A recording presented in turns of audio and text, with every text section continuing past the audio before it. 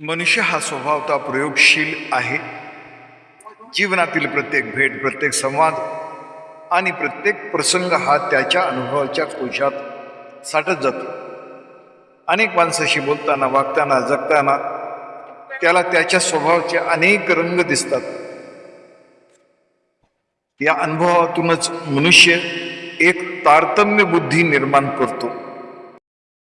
माणूस दिसताच आपण त्यांच्याशी कसे वागावे, किती जवळ जावे, किती अंतर ठेवावे, किती विश्वास ठेवावा याचा एक सूक्ष्म निर्णय आपल्या अंतःकरणात तयार होत असतो.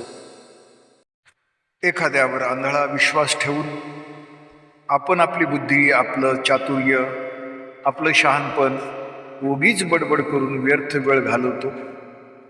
त्यामुळे स्वतःचा शक्तिपात होत असतो. याची भान, याची जाण चाणक्य बुद्धीने सतर्क राहणे अत्यंत गरजेचे आहे. खरोखर आयुष्याला डिझाईन करता येतं आणि त्यात रंग भरता येतात. आयुष्य म्हणजे एक संगीत आहे. तरल मनाचं, अंतर्मनाचं स्मरण, चिंतन, कळतेपण यातूनच येतं. सुज्ञ माणसाला माणसं ओळखता येतात. त्यावर भाष्य जरी नाही केलं तरी त्यांची स्वभाव, दर्शन, गुणग्राहकता मेंदूमध्ये स्थिरावलेली असते. म्हणून आबोला देखील चांगली ऊर्जा टिकवण्यासाठी गरजेचा आहे. हे जग सध्या व्यावहारिक आणि व्यावसायिक झालेलं आहे. आउटपुट रिटर्नला फायदा या शब्दावलीला अत्यंत गरजेची हिशोबी मनोवृत्ती आहे. आपण भोळं, वेंधळं आणि बुद्धीचा वापर जर केला नाही तर येथे आपल्या जीवनाचं येथे फायदा कसा होईल? आउटपुटला तर किंमत आहे. मनुष्य प्राणी सतत शिकत असतो, कडूगोड अनुभव घेत असतो. माणसांचे रंग, माणसांचे विचार, अनेक प्रसंग आणि प्रसंगात जमलेली विविध गुणाची माणसं हा कवडीचाही फायदा नसलेला वर्ग.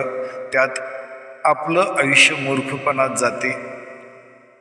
उशिरा सुचलेलं शहाणपण देखील उर्वरित आयुष्यासाठी, छान जगण्यासाठी खरोखर फायद्याचं आहे.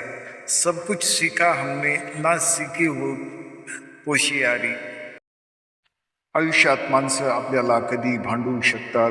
त्या भांडणाचे चिंतन देखील करायला काय हरकत? त्यातून देखील आपल्याला काही सन्मार्ग शिकता येतो. कळा लागल्या ज्याला त्यालाच वेदना कळे. पायाला ठेच लागली तर अंगठा दुखतो, सूज येते, धड चालता येत नाही. म्हणून चालताना देखील सावधगिरी पाहिजे.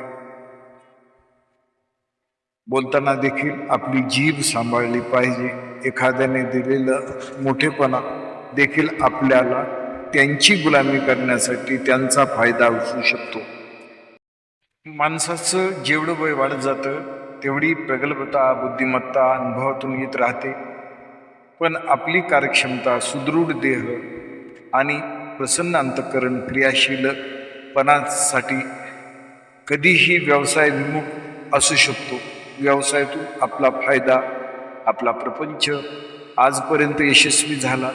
पुढेही आपली कार्यक्षम असण्यासाठी आपली प्रकृती, आपलं आरोग्य, आपलं खानपान आणि आपलं आराम देखील अत्यंत गरजेचा आहे.